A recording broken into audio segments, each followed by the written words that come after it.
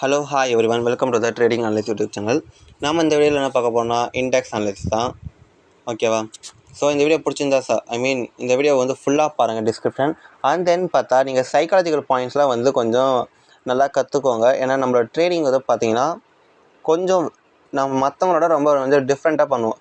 நம்ம வந்து எந்த ஒரு இண்டிகேட்டரும் கிடையாது, எந்த ஒரு சிக்னல் எந்த ஒரு இதுவுமே கிடையாது. நம்ம ஜஸ்ட் ப்ரைஸ் ஆக்ஷன் வச்சே நம்ம ட்ரேட் பண்ணுறோம். ஆனால் கண்டிப்பாக நான் இன்ஷூர் பண்ணி சொல்லுவேன், ஆல்மோஸ்ட் எல்லா வகையான மார்க்கெட்டும் நம்ம கற்றுக்கலாம். சரிங்களா? சரி, நம்ம டேரெக்டாக வீடியோக்குள்ளே போயிடலாம். ஃபஸ்ட்டு பார்த்தீங்கன்னா நம்ம வந்து நேற்று 3 இண்டெக்ஸை நம்ம அனலைஸ் பண்ணி சொல்லியிருந்தோம். Bank Nifty, fin Nifty, Nifty. But நான் வந்து டேரெக்டாக ஃபின் நிஃப்டியை சொல்கிறேன். ஏன்னா ஃபின் நிஃப்டி வந்து நம்ம ஆல்மோஸ்ட் கரெக்டாக நம்ம இது சொல்லியிருந்தோம். இங்கே இந்த பிக்சரை பார்த்தா உங்களுக்கே தெரியும். பார்க்காதவங்க நேற்று வீடியோ போய் பாருங்களேன், அதில் ரொம்ப கரெக்டாக இருக்கும். இங்கே பார்த்தீங்கன்னா நம்ம சொல்லியிருந்தோம் ஃப்ளாட்டில் ஓப்பன் பண்ணி கீழே டவுன் ஆனால் கீழே வந்து டார்கெட் வந்து 21,074 சொல்லியிருந்தோமா. அது ஃப்ளாட்டில் ஓப்பன் பண்ணால் மேலே போகிறதுக்கு ரெசிஸ்டன்ஸ் இருக்குது அப்படின்னும்.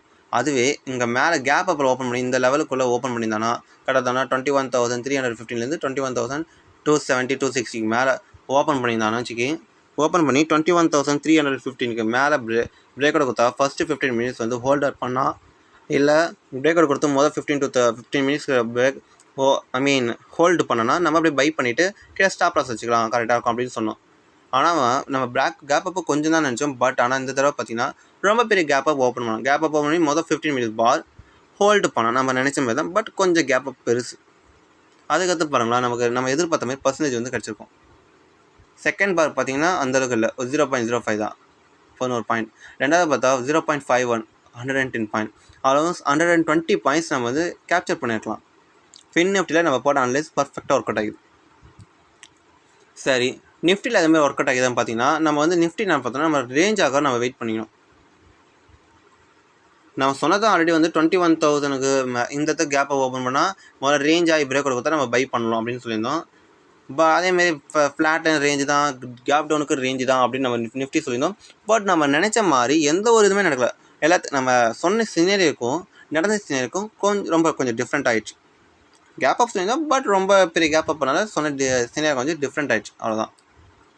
பேங்க் நிஃப்டி பார்த்தீங்கன்னா நம்ம வந்து பேங்க் நிஃப்டி பார்த்தீங்கன்னா நம்ம இந்த ரேஞ்சுக்குள்ளே இருந்தாங்கன்னா வச்சுக்கோங்க, ஆல்மோஸ்ட் 47,400 to 500 இந்த ரேஞ்சுக்குள்ளே ஓப்பன் பண்ணியிருந்தாலும் வச்சுக்கோங்க, நம்ம சொன்ன சினாரியோ வந்து பர்ஃபெக்டாக ஒர்க் அவுட் ஆகிருக்கும். பட் ஆனால் அவங்க ஓப்பன் பண்ண பிளேஸே இங்கே வேறு. சொன்ன ரேஞ்சு ரெசிஸ்டன்ஸுக்கெலாம் மேலே ஓப்பன் பண்ணனால அவனுக்கு எந்த ஒரு ரெசிஸ்டன்ஸ் இல்லை. ஸோ அதனால் வந்து அவன் டேரெக்டாக வந்து ஓப்பன் பண்ணிவிட்டு மொதல் 15 மினிட்ஸ் ஹோல்ட் பண்ணால், செகண்ட் இது வந்து கொஞ்சம் வெயிட் பண்ணால் அதுக்கு அடுத்து மேலே போயிட்டான். திரும்பி 248%, 248 பாயிண்ட்ஸ். நம்ம வந்து காலையே ட்ரேட் பண்ணி தான் கரெக்டாக இருந்திருக்கோம். ஓகேவா? சரி, இப்போ வந்து நம்ம நம்ம இன்னைக்கு நேற்று அனலைஸ் பண்ணி பார்த்தீங்கன்னா நம்ம வந்து ஃபின் நிஃப்டி பர்ஃபெக்டாக அனலைஸ் பண்ணிக்கிறோம். ஆல்மோஸ்ட் 90% நம்ம பர்ஃபெக்டாக அனலைஸ் பண்ணிக்கிறோம் Fin Nifty. And then bank நிஃப்டியும் பார்த்தா நம்மளோட அனலைஸ் வந்து கொஞ்சம் லேகில் தான் இருக்குது. 50-50 வேணால் சொல்லிக்கலாம். காரணம் என்னென்னா நம்ம நினச்சதோட கொஞ்சம் ஓவராக போனதுனால நம்ம போட்ட அனலைஸ் எங்கே ஒர்க் அவுட் ஆகலை. இந்த இடத்துல நம்ம என்ன பண்ணுறது ஏது பண்ணுறதுன்னு தெரியாமல் தகச்சு போயிருப்போம். சரிங்க, இப்போ நம்ம பேங்க் நிஃப்டி போவோம். பேங்க் நிஃப்டி பார்த்தீங்கன்னா ஆல்மோஸ்ட் எல்லாத்துலேயும் டேக்கு முதல்ல போயிடலாம். டேயோட அனலைஸ் எதுக்கு நம்ம பார்க்குறோம்னு வச்சுக்கி, ஒரு சின்ன கன்ஃபர்மேஷன். இங்கே பாருங்கள், நம்ம வந்து இந்த இடத்துல வந்து ஒரு டவுன் இல்லை ஒரு ரீட்ரேஸ்மெண்ட் கிடைக்கணும் நம்ம எதிர்பார்த்துருந்தோம். அதுவும் இல்லாமல் நம்ம வீக்லியில் பார்த்தீங்கன்னா வச்சுக்கி, அதை தான் நம்ம நேற்று வீடியோ பார்த்துருந்தா உங்களுக்கு தெளிவாக தெரிஞ்சுக்கும். ஒரு பர்ஸ் கண்டில் வந்துருக்குது. ஸோ அதனால் இந்த வீக் வந்து கண்டிப்பாக கொஞ்சம் பர்ஸ் கண்டில் ஆகும், ஏன்னா இவ்வளோ பெரிய மூவ்மெண்ட் கொடுத்துக்கிறான் அப்படின்ற மாதிரி நினச்சிக்கோம். பட் ஆனால் இப்போதைக்கு ரியாலிட்டி பார்த்திங்கன்னா கிடையாது. நாளைக்கு வந்து நாளையோட நாளைக்கு ஃப்ரைடே, அதனால் இந்த வீக் வந்து நாளையோட முடியுது. ஓகேவா?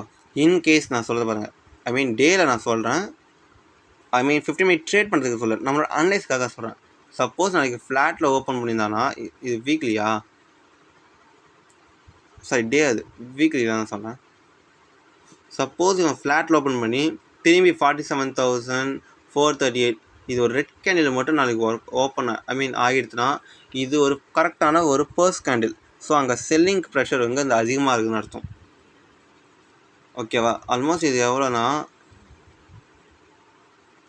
இங்கே பாருங்கள், ஆல்மோஸ்ட் 1% கிட்டே நாளைக்கு இறங்கியிருந்தால் தான். இல்லை கேப் டவுன் வச்சுருந்தோம். இல்லை டேலே நாளைக்கு ஓப்பன் ஆகிட்டு ஒரு எப்படி சொல்கிறது ஒரு செல்லிங் பேட்டர்ன் மாதிரி ஆகிட்டோன்னு வச்சுக்கி நம்ம செல்லிங் தான் பார்க்கணும். ஆனால் இப்போ கரெக்டான சினாரியோ படி பார்த்திங்கன்னா இது செல்லிங்க்கான இது வந்து சிச்சுவேஷன் தாண்டி போயிருக்கலாம். ஸோ அதனால் நம்ம இப்போ வந்து செல்லிங் மட்டும் பார்க்கலாம். எதுக்காக நான் உங்களுக்கு செல்லிங்கை பற்றி சொன்னீங்கன்னு வச்சுக்கி செல்லிங் நடக்கணும்னா இந்த மாதிரி ஒரு சினாரியோ நடந்தால் மட்டும்தான் நம்ம செல்லிங்காக அக்ரெசிவாக போகலாம். பட் நம்ம இப்போ சினாரியோவே வேறையாச்சு. நம்ம எதுக்கு நம்ம ஹைப்போதெட்டிக்கல் சினாரியோ வந்து நம்ம இம்ப்ளிமெண்ட் பண்ணக்கூடாதுல்ல.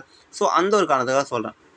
ஆனால் இங்கே பாருங்கள் பேங்க் நிஃப்டி பார்த்தீங்கன்னா ஆல்ரெடி மேலே பையர்னா இங்கே 48,000 கிட்ட தான் எல்லோரும் டார்கெட் வச்சுருக்கோம். பட் 48,000 கிட்ட போகல. 47,930 அதுமாதிரி 48,000 ஐ மீன் கொஞ்சம் ஒரு 70 பாயிண்ட்ஸ் கிட்ட வந்து கீழே டவுன் ஆகிட்டான். இங்கே பார்த்தீங்கன்னா நல்லா தெரியும் இந்த பேங்க் நிஃப்டி வந்து இங்கே கீழே இறங்கிடலாம். பட் இந்த டைமில் பார்த்தா நிஃப்டி வந்து நல்ல பையிங் இருக்கிறான். நம்ம நிஃப்டி சார்ட் பண்ணும்போது ஏன் அப்படி சொல்கிறேன்னு தெரியும். இந்த மாதிரி டேரெக்டாக போய் காமிக்கிறேன் பாரு. ஏன் நிஃப்டி நம்ம சொல்கிறேன்னா மீதி அனலைஸ் அப்புறமே சொல்கிறேன். இங்கே பாருங்கள் நிஃப்டி சார்ட் பார்த்தீங்கன்னா ஆல்மோஸ்ட் இந்த லெவலில் நம்ம பேங்க் நிஃப்டி வந்து டவுனில் இருக்கலாம். பட் நிஃப்டி வந்து பையிங்லேயே இருக்கிறான். காரணம் வந்து பையிங் பாசிட்டிவ் வந்து அதிகமாகுது நிஃப்டியில். சரியா? சரி, நம்ம அடுத்து என்ன ட்ரேட் பண்ணலாம் அதுக்கு பார்ப்போம். இங்கே பார்த்தாவே உங்களுக்கு தெரியும் இங்கே ஒரு ட்ரேடு மாதிரி சொல்லலாம். கரெக்டாக சொன்னால் எப்படி சொல்லுது ஒரு வகையான ஒரு ட்ரெண்டு வருதுன்னு கூட சொல்லலாம் நம்ம. சரிங்களா? நாளைக்கு வந்து சப்போஸ் இவ்வளோ தூரத்தில் இதுக்குள்ளே ஓப்பன் ஆகி இங்கே மேலே வந்து பிரேக் கொடுத்தானா நம்ம வந்து பை பண்ணிக்கலாம். ஏன்னாச்சுக்கு நம்ம வந்து பர்ஃபெக்டாக இவ்வளோ தான் எதிர்பார்க்கணும், இவ்வளோ தான் இது ஆகணும் அப்படின்னு நம்ம நினைக்க வேண்டாம். நம்ம ப்ரிடிக்ட் பண்ணணும், அனலைஸ் பண்ணணும். சரிங்களா? ப்ரிடிக்ட் பண்ணால் இவ்வளோ தான் நம்ம டார்கெட்னு. ஸோ அது நம்ம மைண்ட் செட் எப்படி இருக்குன்னு வச்சுக்கி அதுதான் நமக்கு டார்கெட். ஸோ நம்ம அதை தான் போய் அது வரைக்கும் நம்ம வெயிட் பண்ணுவோம். நமக்கு கண்ணுக்கு முன்னாடி வந்து செல்லிங் பேட்டர்னே காமிச்சா கூட நம்ம மைண்ட் வந்து அதை அக்செப்ட் பண்ணிக்காது. ஏன்னா நம்ம சொல்லத்தான் சரி, நம்ம பண்ணுறது தான் கரெக்டுன்ற மாதிரி ஒரு மைண்ட் செட் இருக்கும். அப்படி இருக்கிறதுனால தான் வந்து நம்ம இந்த வீடியோ நீங்கள் பார்க்குறீங்க. இல்லைன்னா வச்சுக்கி நான் யார் சொன்னால் காட்டுன்னா நீங்கள் பல வீடியோ பார்த்துருக்கீங்க, பல வகையான லாஸ் ஆகிடும். ஓகேவா? புரியுதா? ஸோ அந்த ஒரு காரணத்தில் தான் சொல்கிறேன். ஸோ அதனால் வந்து நீங்கள் ப்ரெடிக்ட் பண்ணாதீங்க. இது ஒரு சைக்காலஜிக்கல் ஸ்டெப்ஸ் கூட வச்சுக்கோங்க. நீங்கள் ப்ரெடிக்ட் பண்ண உங்களோட இது சொல்கிறது சில டைம் வந்து கரெக்டாக ஒர்க் அவுட் ஆகும், சந்தேகமே இல்லை. 50-50 ப்ராபபிலிட்டி தான் ப்ரெடிக்ட் பண்ணால். அனலைஸ் பண்ணிங்கன்னா வச்சுக்கி 80-90 ப்ராபபிலிட்டி. ஏன்னா அவன் எங்கே போகிறனா போட்டுமே, நம்ம அவ்வளோ தூரம் வெயிட் பண்ணலாம் அப்படின்ற மாதிரி நம்ம எதிர்பார்க்கலாம். சரிங்களா? ஸோ அதான் நம்ம சொல்ல வந்தோம். இப்போ இங்கே பிரேக் அவுட் கொடுத்தோன்னா முதல் டார்கெட் பார்த்திங்கன்னா இந்த ரெசிஸ்டன்ஸ் தான்.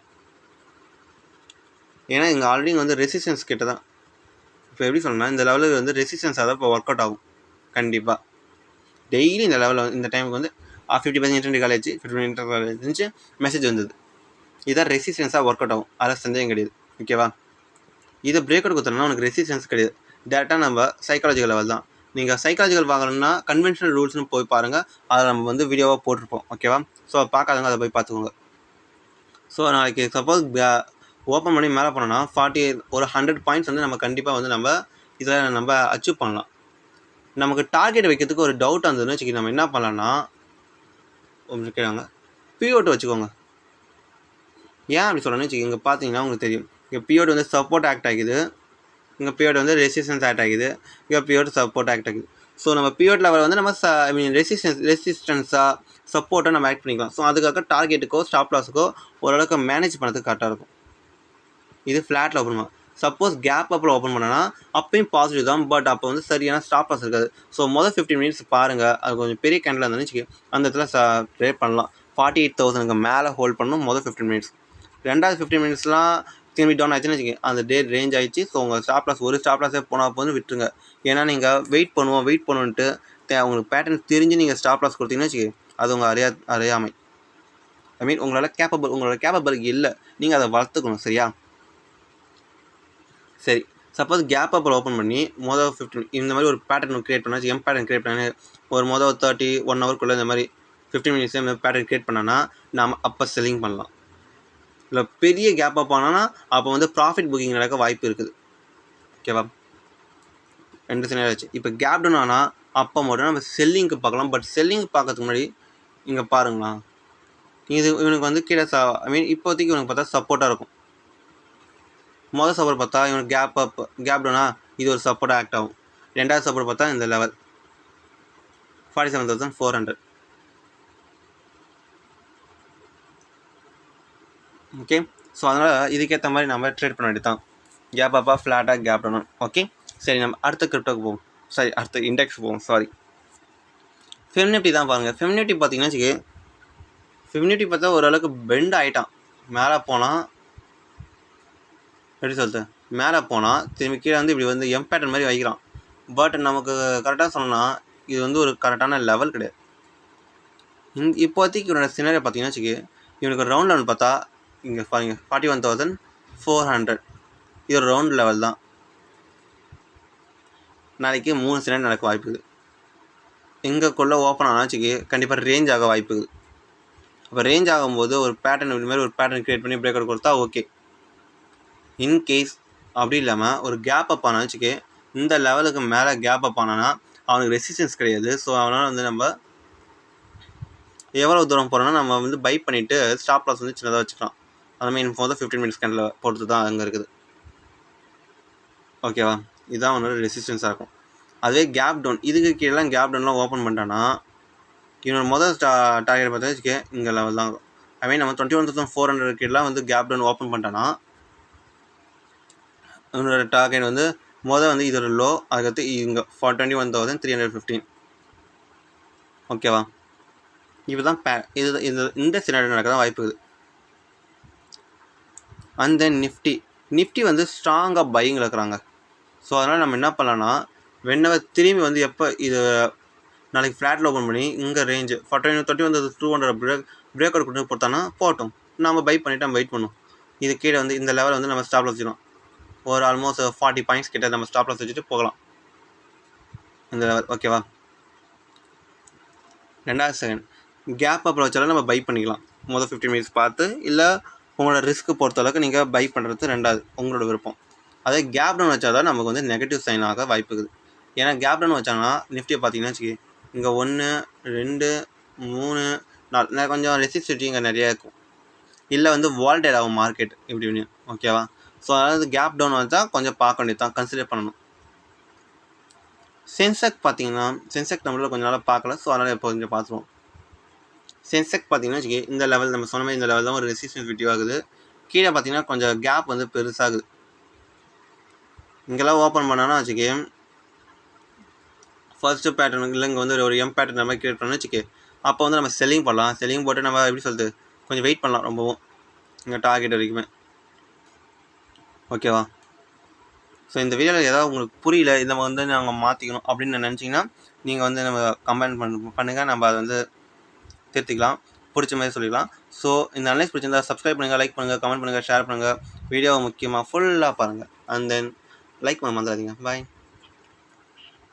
1 minute.